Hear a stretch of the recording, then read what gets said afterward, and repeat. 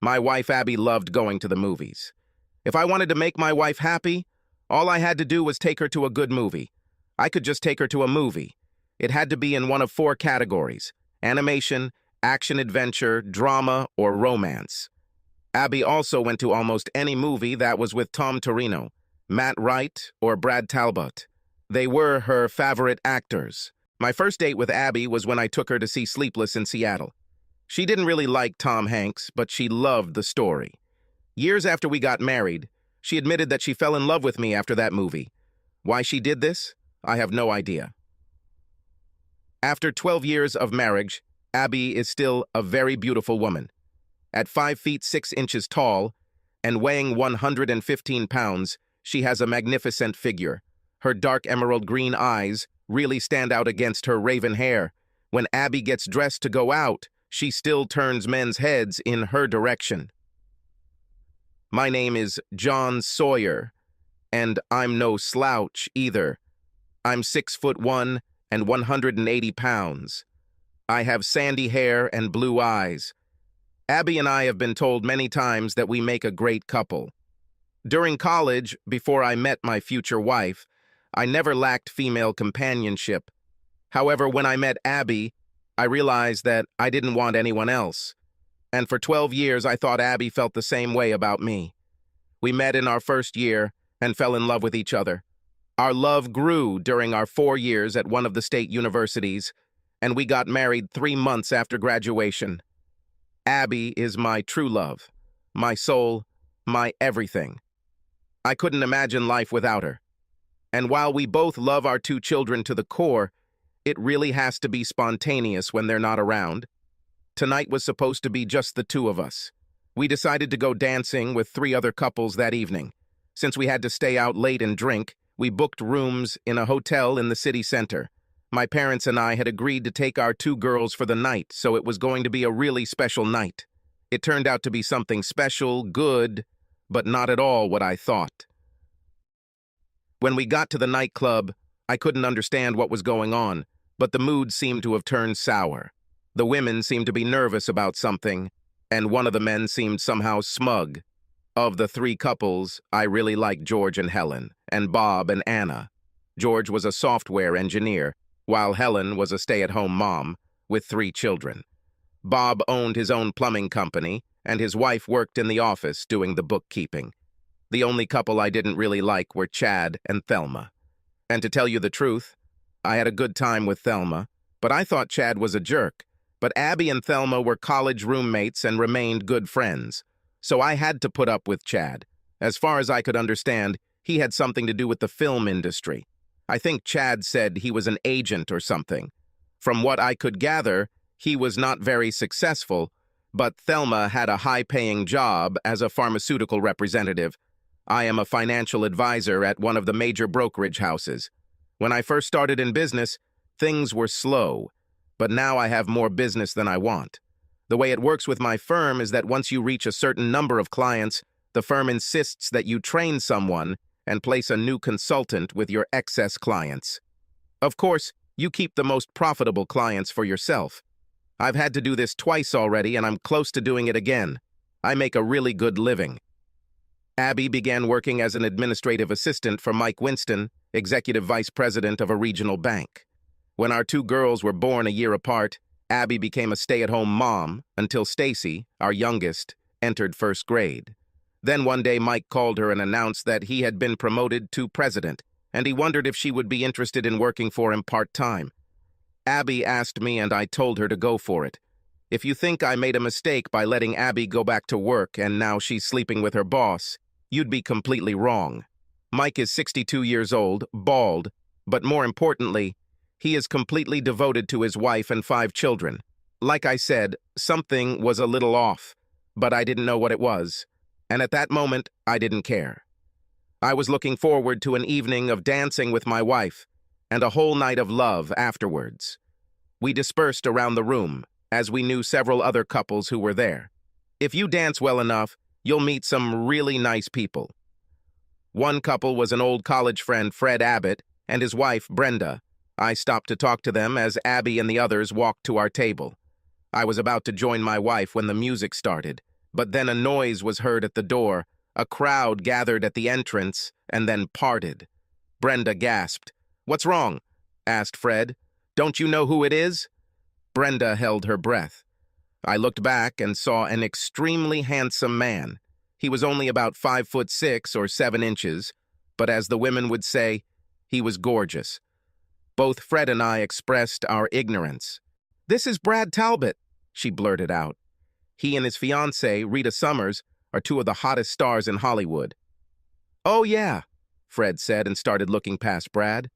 "I wonder if Rita Summers is here, too." "John, on a scale of 1 to 10, Rita is at least 15. Brenda playfully slapped her husband's arm. "Dream about it." When I looked at Brad, I really recognized him. He was one of my wife's favorite actors. I was wondering if I could get her an autograph, but what happened completely stunned me. Brad came straight to our table and asked my wife to dance. Without hesitation, she jumped up and danced with him for the next 4 songs. I walked over to the table and sat down, completely furious. My wife didn't even ask me if I was okay with her dancing with someone else. When the 5th song started, I wanted to intervene, but Chad's glass fell to the floor. As he reached to pick up the broken glass, he raised his bloody hand. "John, could you help me with this?" he asked. I looked at my dancing wife and then at Chad. I should have just gone to my wife, but instead, I followed Chad into the men's room. However, when I got there, the cut was very minor. However, I helped him clean it and bandage it with a paper towel. When I returned to the table, I only caught a glimpse of my wife leaving with Brad. I rushed after them. Chad followed closely behind me, and as we walked out the front door into the parking lot, I saw Abby getting into the car with Brad. I ran to catch up with the car. The moment I saw Brad kiss Abby's hand while she was laughing at something he said, Chad kicked my legs. I fell to the ground, but got up in an instant. "What the hell did you do?" I yelled. "Brad is just going to take your wife for a ride," he said with a grin. Thelma appeared a few seconds later. "This is Abby's dream date." She told Chad and I how much she liked Brad, so we agreed that he would ask her out. "This is my fucking wife!" I screamed. "Didn't you think I should know about this?" "Abby told us you would say no," Chad said with a grin. "Just go with the flow." "Fuck you! Go with this flow yourself!" I shouted, pouncing and punching Chad right in the bridge of his nose. The sound of his nose shattering was the only good thing that night. Thelma then rushed at me, throwing punches and trying to kick me. Luckily for me, Fred saw what was happening and followed me. He quickly pulled Thelma away and sat her on the other side of him. "He attacked my husband," Thelma started screaming. "No, he didn't do it," Fred said calmly. "You two attacked him first. He was just defending himself." Thelma became enraged and called 911. The police arrived about 10 minutes later and began taking statements. Fred continued his story, and I told the same thing, adding that Chad hit me in the legs first. The people who gathered after the riots began saw only Thelma attack me. They told the officers that all they saw was me just trying to get away from her. Chad and Thelma were eventually arrested. By the time the police left, I was devastated. I returned to our table and saw 2 women smiling. "Where is everyone else?" Helen asked. "Chad and Thelma were arrested for assaulting me," I replied, trying my best to contain my anger. Abby left with Brad and seemed very happy about it. "This shouldn't have happened," Anna said. "She just had to go outside with Brad, take a few pictures, and then go back to the table." "My wife and Thelma obviously didn't tell you what the real plan was," I said, getting up to get a drink. Fred caught up with me at the bar. "Are you going to be okay?" he asked. "I don't know what the hell is going on," I admitted. "I hope my wife just went for a drive with this movie star and comes back soon. When she returns, we will have a very unfriendly conversation." "Look, John," Fred said concernedly, "I don't want to start a fire, but Brenda told me that Brad Talbot is a notorious womanizer. He seems to enjoy sleeping with married women. I hope this doesn't apply to Abby, but I think you should prepare for the worst." My heart sank. I didn't know what to do, but I told Fred I'd be fine. Before returning to the table, I tried calling Abby on her cell phone. The call immediately went to voicemail. The atmosphere was very awkward when I sat down. The wives looked very ashamed, and their husbands looked furious. I continued to try and reach Abby without success. Finally, two other couples said they were going back to the hotel. I told them I would stay for a while to see if Abby would come back. I waited half an hour before heading to the hotel. I waited there until 3 in the morning, calling Abby's phone every 10 minutes. Finally, in disgust, I checked out and headed home. I got there around 4 and sat on the sofa. I must have fallen asleep because the sun shining through our bay window woke me up. It was already 7 in the morning. I checked our bedroom, but Abby had not returned yet. Then I checked my cell phone, and there were no messages from Abby. So, I logged into my computer and opened our Facebook page. He exploded with pictures of Brad and Abby leaving a nightclub, pictures of them walking into his house, pictures of Abby walking into Brad's house on his arm. I searched Hollywood websites, and they were all blown up by Brad's latest conquest with a married woman. At this moment, I was beside myself with rage. I immediately called my lawyer, and since it was Saturday, my call was forwarded to his home. He wasn't too happy about my call until I explained what was going on. He convinced me not to do anything until Abby came home and explained her behavior. Finally, around 11, the front door opened, and Abby walked in with a big smile on her face. The smile disappeared when she saw the expression on my face. "We didn't do anything," Abby said immediately. "We just spent the night talking. I know I should have asked you, but I was sure you would say no. You know how much I love movies and that Brad Talbot is one of my favorite actors. Last night was like a fairy tale. Nothing happened, John. I still love you with all my heart." I just stared at her, and I could almost feel the steam coming out of my ears. "I want you, slut, to pack up your shit and go to your parents. I can't even look at you right now." "John, why do you make such a big deal about this?" she asked with irritation and slight fear in her voice. "We were just talking. There was nothing special about it. It doesn't really matter." "This is damn important to me," I said through clenched teeth. "I don't believe for a second that nothing happened. But for the sake of argument, let's pretend nothing happened. You still embarrass me in front of the whole world." "Now you're just being overdramatic, John," Abby said, putting her hands on her hips. "Outside our group, no one knows anything, and Helen and Anna know that for me, it was just a harmless adventure." "You stupid bitch," I snapped, which made Abby recoil. I've never talked to her like that before. This is the top story on all Hollywood news sites. They have pictures of you and Brad leaving the nightclub, heading to his house. And by now, they probably have pictures of you leaving his house this morning. I think our marriage is over. So get your shit together and get out before I do something I'll regret. "Please, John, I'm sure you're exaggerating." Abby was now on the verge of tears. "I love you with all my heart. Sorry if I upset you, but nothing happened. I knew you'd be annoyed, but I thought you'd give me a pass when you found out nothing happened. We have to deal with this. Think about the girls." "You bitch weren't thinking about your girls when you ran off into the night with your movie star bastard," I hissed at her. "Would you like Stacy or Gail to do something similar when they become adults?" Abby turned pale at these comments and then burst into tears. "I'm so sorry, John. I didn't think it would be so important. I made a mistake. Please forgive me." "You're right, you didn't think." I was beside myself and getting angrier every minute. I had to get Abby out of the house before I did something I truly regretted.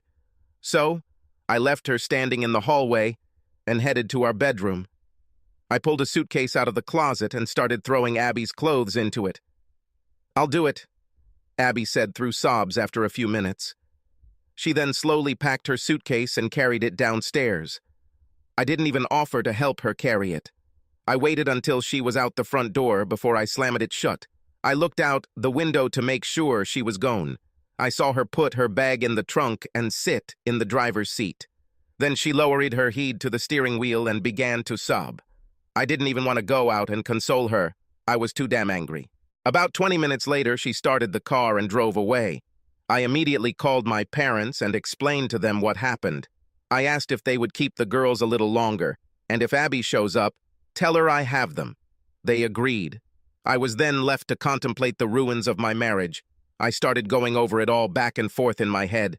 Abby insisted that nothing happened. Could this be true? I didn't know, but my gut told me she was lying. Can I accept what she did and try to move on? If, as she believed, no one knew about it except our friends, maybe. Now that it went viral, I didn't see any way forward for our marriage. I desperately wanted revenge on both of them, but I couldn't think of anything to achieve it. I cried for at least an hour, banging on the walls and doors as I walked around the house. I felt so powerless. I knew I couldn't get back at Brad. He was a Hollywood hotshit, and there was no way I could touch him. And I knew the divorce would hurt me financially. But if it came to that, I was prepared to work from home and sue for full custody of the girls. Since I was obviously the more stable of the two parents, I felt like I had a great shot at it. I don't think Abby ever considered that her actions might actually be taking her girls away. But the thought of the damage divorce would have on my daughters gave me a lot of pause. Around 1 o'clock in the afternoon, I was just making more coffee when the phone rang. Until now, the media had not received my phone number, but I knew that this would not last long. "Hello?" I answered the call. "This is John Sawyer, and your wife's name is Abby?" A female voice asked me. "Listen," I snapped. "I'm not in the mood to talk to reporters." There was a quiet giggle, a bit like the ringing of bells. "Okay," said the voice. "I hate talking to them too." "Who is this?" I asked, fully prepared to hang up. "My name is Rita Summers," she answered quietly. "I think you've already met my fiancé, Brad Talbot?" "Yes, I know this idiot. I didn't know where this conversation was going, but I wanted to end it as quickly as possible."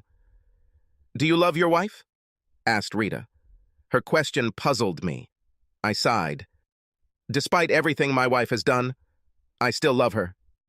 However, after everything that has happened, I don't think there is any chance of saving our marriage. I just can't come to terms with what she did. If I could offer you a way to hopefully save your marriage and also save my relationship with Brad, would you be interested?" My heart began to beat unevenly. I had to sit down and think. Finally, I answered, "Yes, I would love to save my marriage, but I just don't see any way to do it." There was another quiet chuckle, followed by a sigh. "I've loved Brad for a long time. We have known each other since childhood. He comes from a very dysfunctional family like me. His father was a womanizer, and as a result, his mother hated all men. She showed Brad absolutely no love. Nothing he did ever made his mother happy. He had slept with married women many times before. I think this is Brad trying to get the love his mother never gave him. In any case, I come from the same dysfunctional family. Only in my family, my mother was a drunkard, and my father abused me. Brad was all I had back then, and I loved him to the core. But then he left when his mother divorced his father. I cried for weeks. We reconnected in Hollywood after we both became famous. I had heard stories about Brad and was very wary of getting into a relationship with him. But as soon as we saw each other, we fell in love again. And when we got engaged, he promised me that relationships with married women were left behind. When I asked him about your wife, he stated that nothing had happened. I have no way of proving it one way or the other. But right now, the thought of losing Brad is driving me crazy. Yes, my wife also told me that nothing happened, I admitted. And the thought of losing her drives me crazy, too. Do you believe her? No, I don't know. And I don't know either. I know Brad, and it would be completely out of character for him to bring a woman into his home and do nothing. But I suppose stranger things have happened. However, I am operating under the assumption that something actually happened. So, I want him to understand the pain he caused me. And I want your wife to understand the same. I don't know if it will be enough, but I hope that if we succeed, we can move forward with our couples. I'm with you for now, I said. How are you going to achieve this?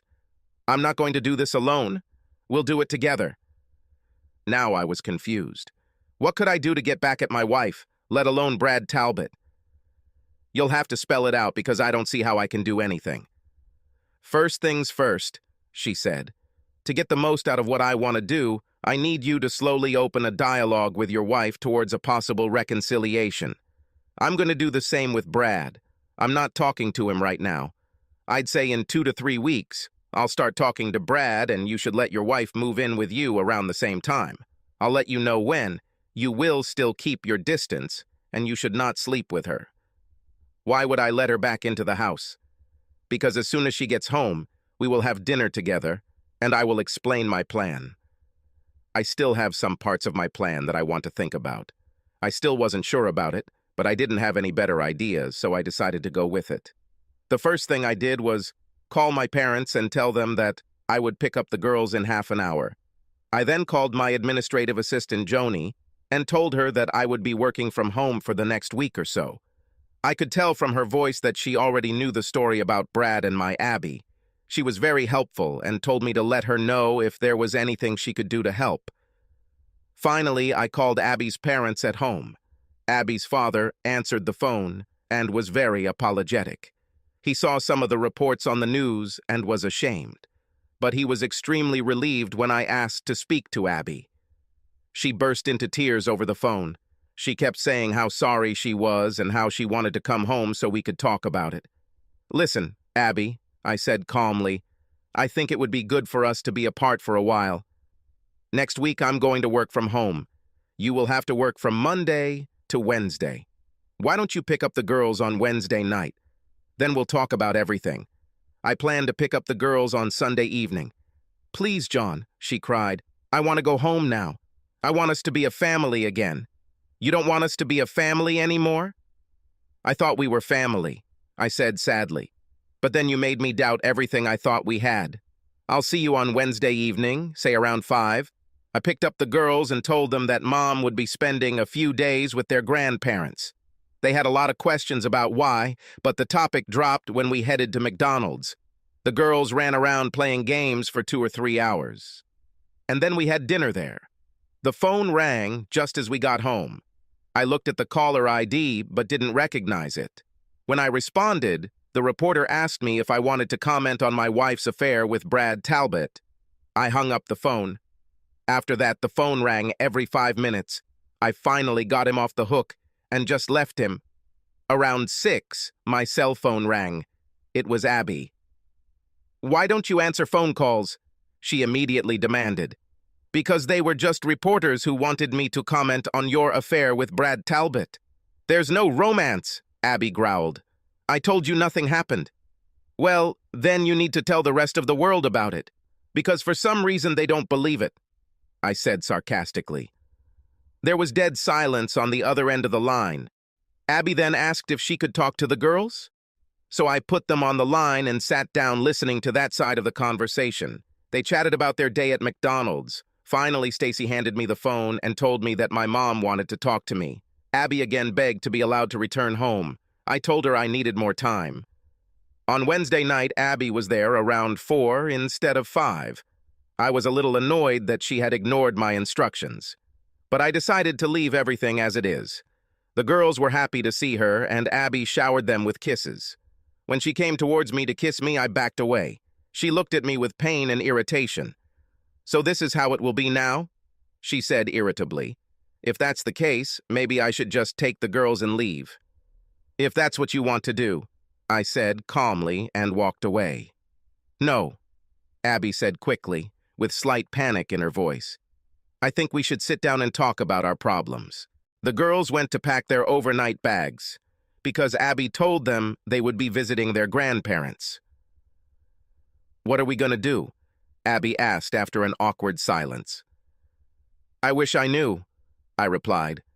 "Right now I am hurt, humiliated, and angry. Any suggestions on how I can get rid of the big 3? "All I can do is apologize," Abby said, shaking slightly. "I made a huge mistake. Please, please forgive me. I do not want to lose you."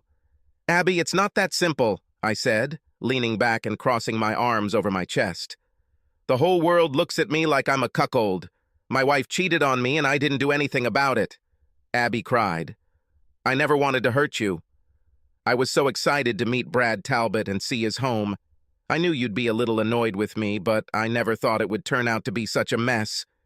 Abby, I want you to know that I sincerely hope that we can find a way through this, I said, and her face brightened for a moment. But I also want you to know that I have consulted with an attorney.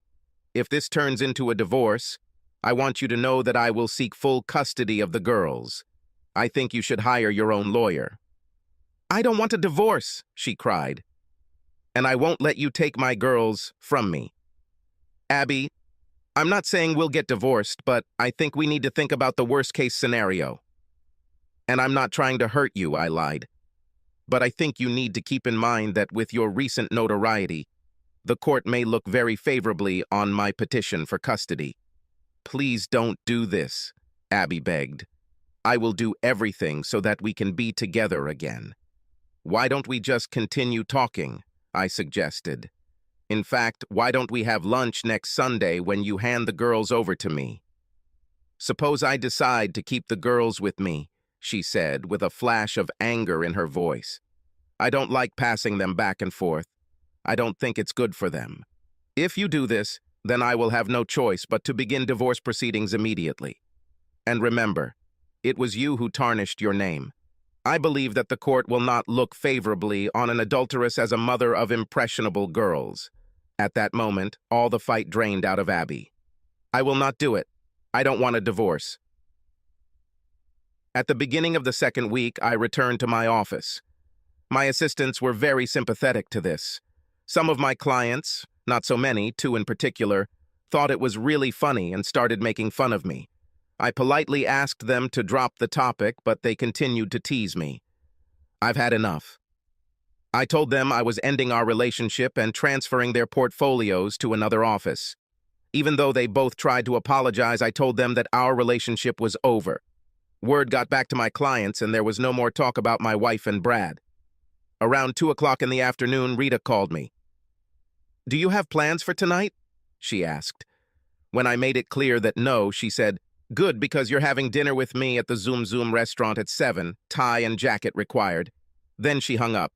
I was a little surprised when Rita told me she had a reservation at Zoom Zoom. This is the most exclusive restaurant in the city. It usually takes a year to book and is incredibly expensive. I arrived at 7 and was directed to a private room at the back of the restaurant. There was only a table for 2, but the room was quite luxuriously furnished. There was even a velvet couch. Scenes of possible activity that took place on this piece of furniture flashed through my mind. About 5 minutes later, the door opened and I saw Rita Summers enter. When I jumped to my feet, I realized that she was literally taking my breath away. I had no doubt that the restaurant would have come to a complete stop when Rita entered. I figured she was about 5'4" or so. She had long blonde hair, soft brown eyes, and a figure that drove you crazy. But it was her smile that attracted you. For the life of me, I couldn't imagine why Brad would cheat on a woman like that. Can I call you John?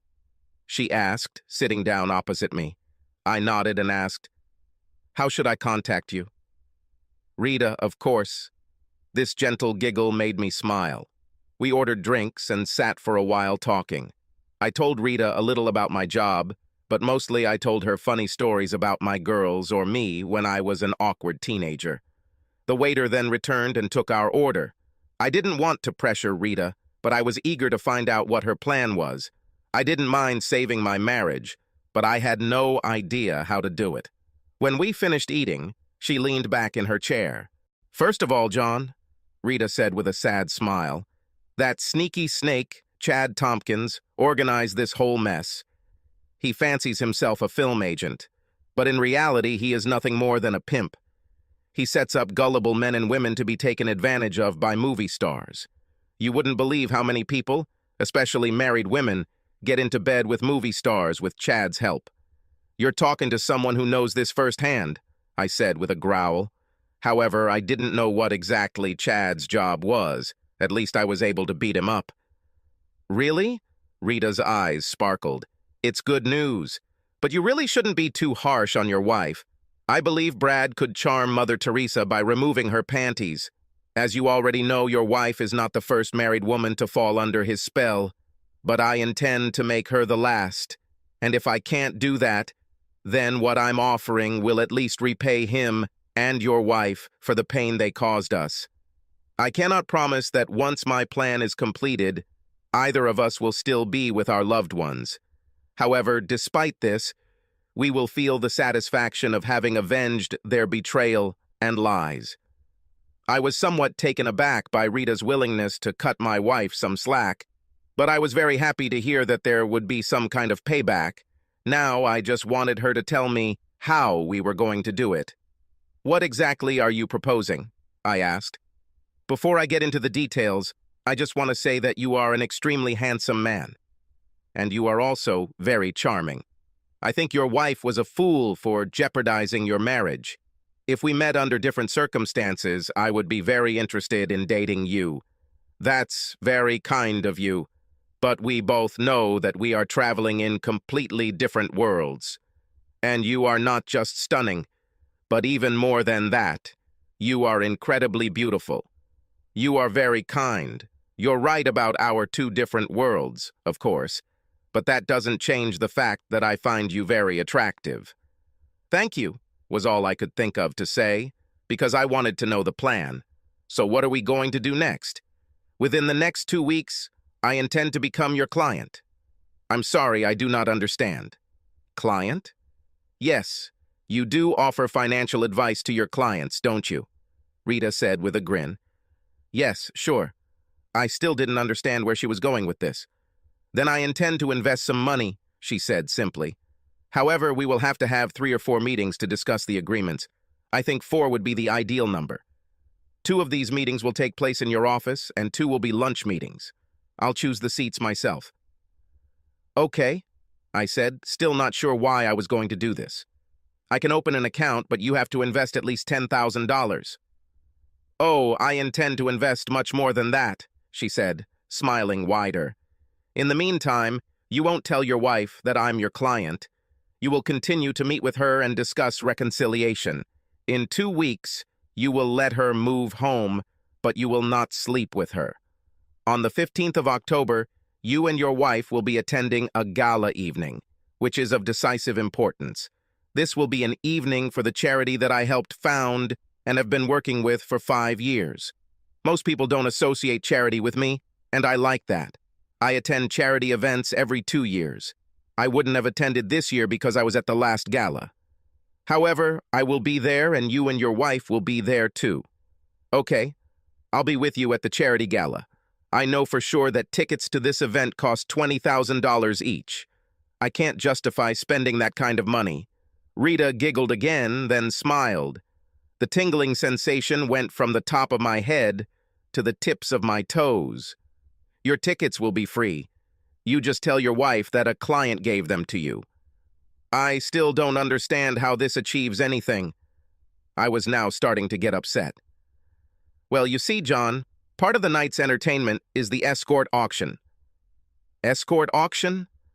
"Not that kind of escort," she giggled again. "We sell willing men at auction to the women present.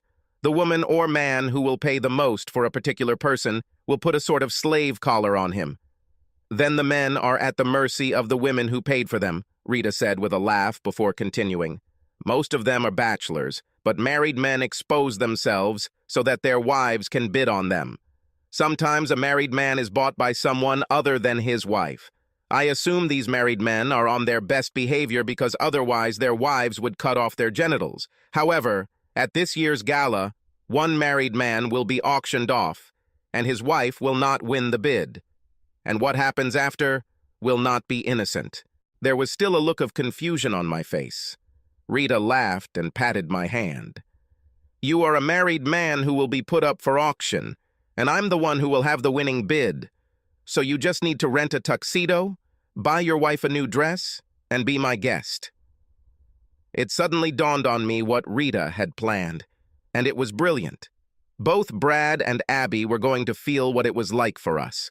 Of course, I knew it was all for show, but just spending the night with Rita Summers while everyone assumed the worst might happen would go a long way toward balancing the scales.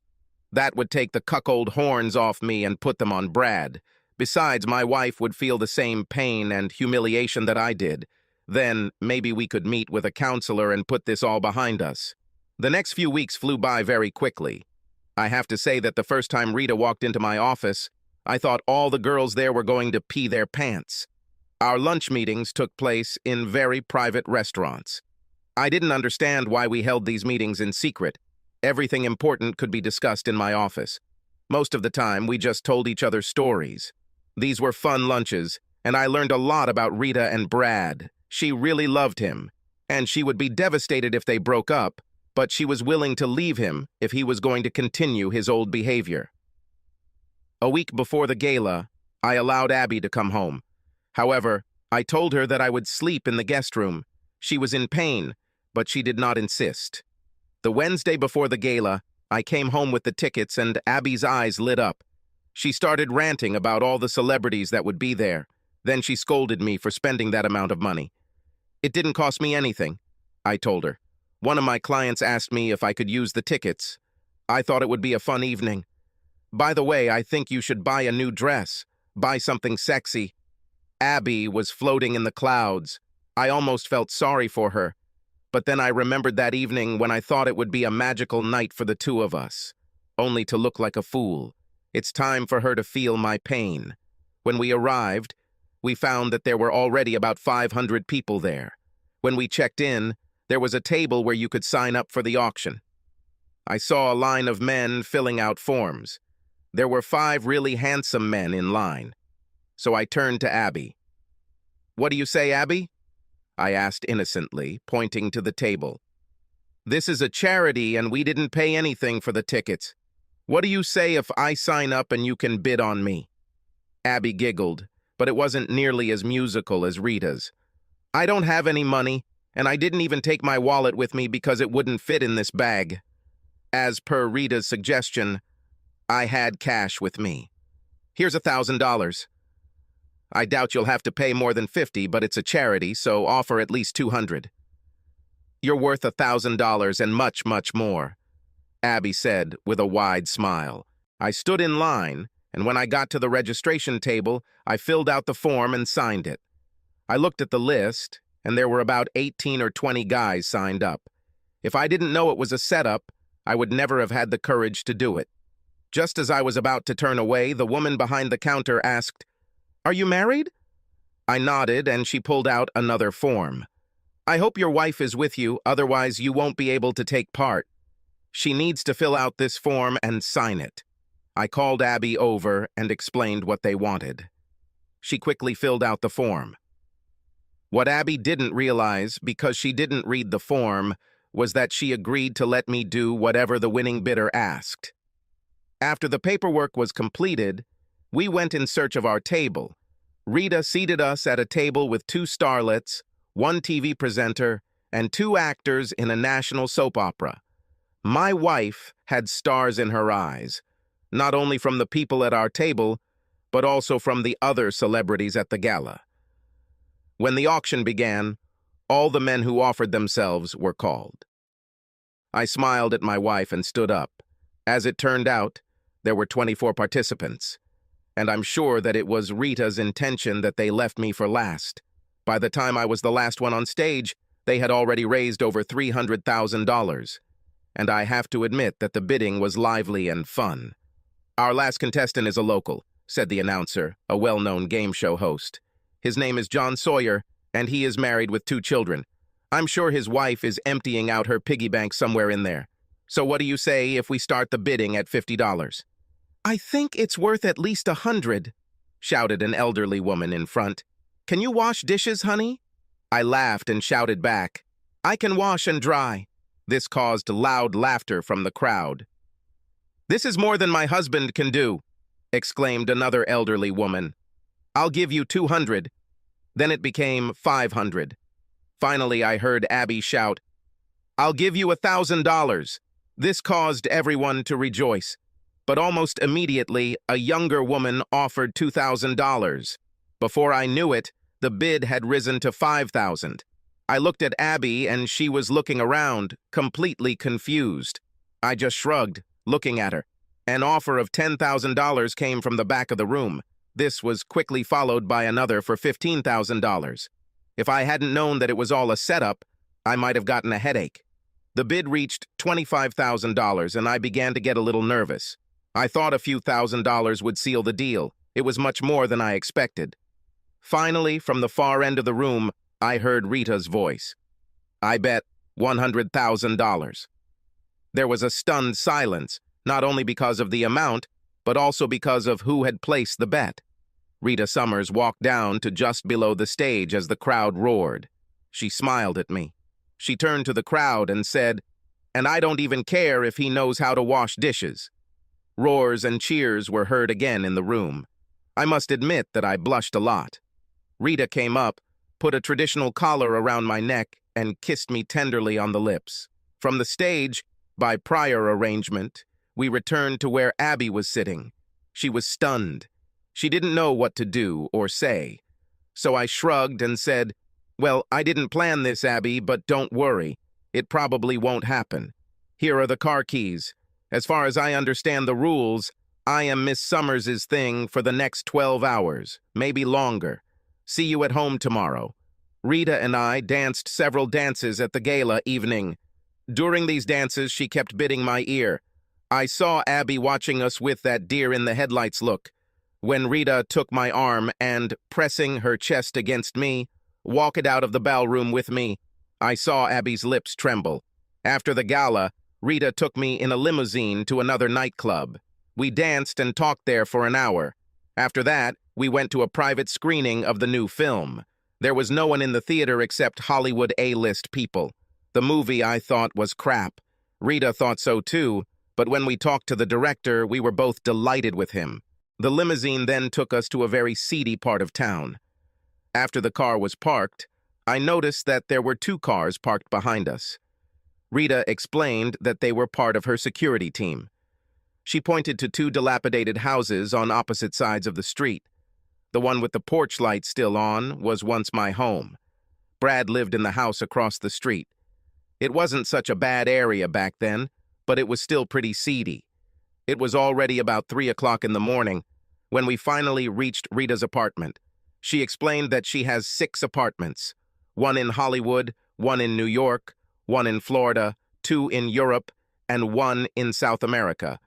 This particular apartment was 3 stories tall and could fit 2 regular-sized houses. We entered the office and Rita poured me a drink. Sitting on the sofa, I started laughing. It's a pity that I didn't have a camera to take a picture of Abby. I almost feel guilty for doing this, but not really. Rita sat very close to me and put her hand on my knee. "John, tell me honestly, did your wife convince you that nothing happened?" "None of us will ever be able to prove it, but I believe they had sex," I said sadly. "That's why it still hurts so much. I know John, and I'm 99.9% sure that Brad had sex with your wife." Rita got angry at the thought. "I think this twist is fair game." With these words, Rita leaned over and kissed me tenderly. I was taken aback by this offer. I just assumed that we would go to Rita's house and sleep in separate rooms. Everyone would believe that we slept together, but we would know the truth. Now she was offering herself to me.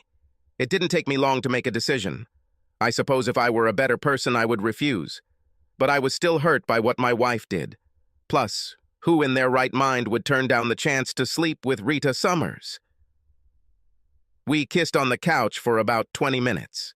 It was intoxicating to be so close to such an incredibly beautiful woman.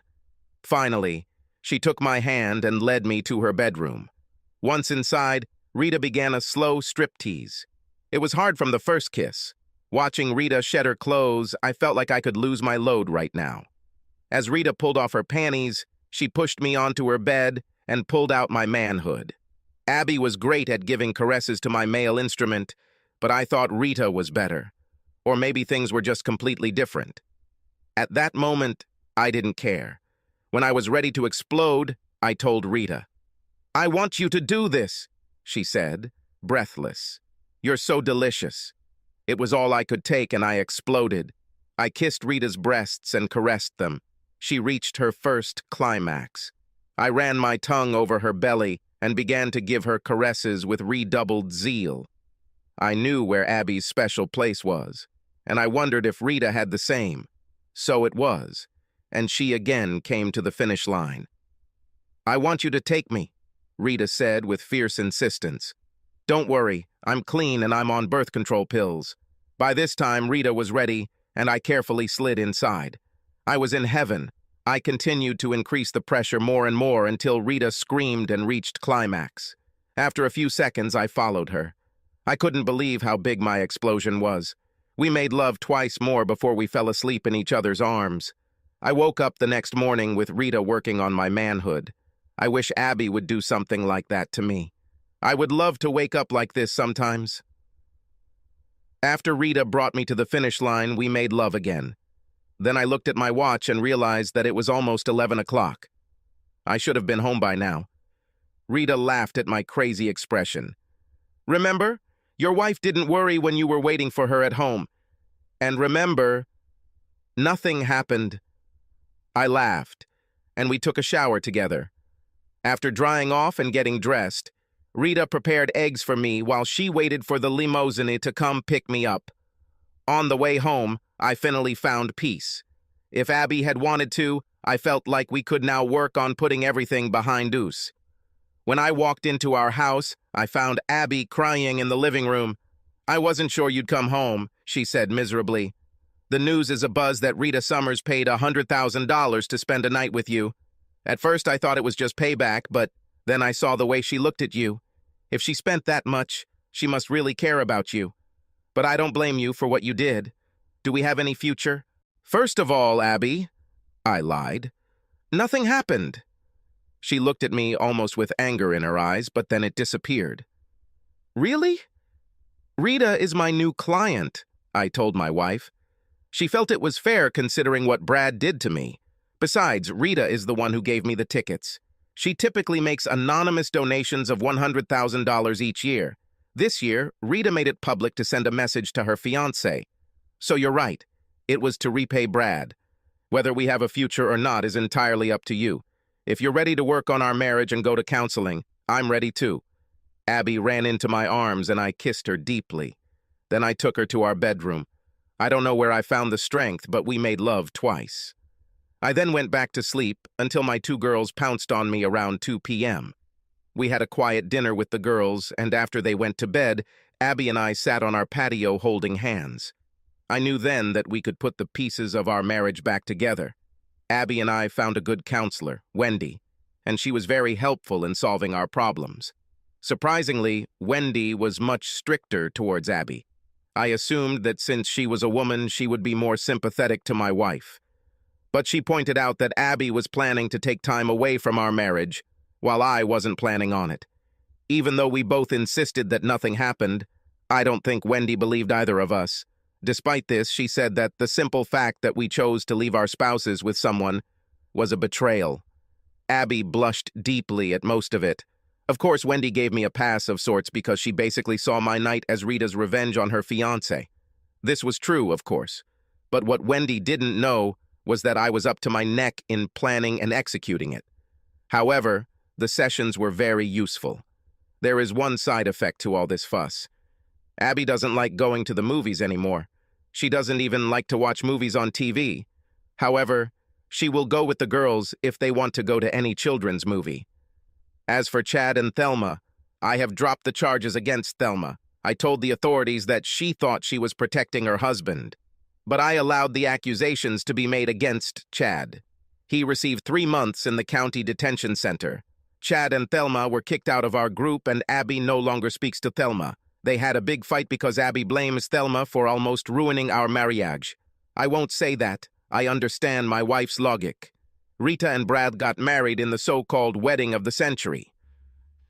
There were more than 1,000 guests there. If you weren't invited, you were nobody in Hollywood. In case you were wondering, Abby and I didn't receive an invitation. However, I did send Brad a wedding gift. I bought a pair of bull horns and sent them to him with a note that read, "You leave my wife alone, and I will leave yours alone." I was still mad at Brad when I sent the antlers, but Rita told me that Brad thought the gift was hilarious. He hung them in his office with a framed note underneath. However, since Hollywood is Hollywood, the marriage lasted barely a year. True to her word, when Rita discovered that Brad was again chasing married women, she divorced him. It was friendly, and they are still friends. It's a shame because I know Rita loved him deeply. From what she told me about their relationship over the years, I know that they truly had a connection that was much deeper than most couples. But obviously this was not enough. And yes, Rita is still my client. When we opened her account, she deposited $1 million. I fully expected her to close the account as soon as her planned revenge was completed. But Rita left it with me. When the amount grew to $1.5 million, she contributed another $2 million. I haven't seen her in person since the day after the gala, but I talk to her at least 4 times a year to discuss her investments. Sometimes she calls with a question about her account, but sometimes she calls just to talk. I enjoy these conversations the most. Rita is a very savvy businesswoman. Surprisingly, she is also quite conservative, at least in her investments. I have no idea what her policy is. Even when I update Rita's portfolio quarterly, we go through her account in about 20 minutes and then spend the next hour or two talking about our lives. After Rita divorced Brad, she told me that she should have left me and left Brad. I laughed and reminded her that we lived in 2 different worlds. Since then, Rita has been teasing me about keeping an eye on me, and it's her supposed plan that if the stars ever line up so that I'm lonely and she decides to quit playing, she'll do whatever it takes to get me. I know she's just joking, but it's a good fantasy that I keep in the back of my mind. Abby and I are approaching our 10th wedding anniversary. We've had a few rough patches, but overall it's been a great marriage so far. Looking back, I am convinced that if Rita had not come to my rescue, I would have divorced Abby. And today, I cannot imagine what life would be like without her. Oh yes, and one last thing. Abby is pregnant, and we are having a little boy. I can hardly wait for this. Subscribe to our channel so that your second chaff doesn't cheat on you, and go ahead and listen to the next story, because this story is nothing compared to the next one. If you're under 18, don't even think about listening to the next one.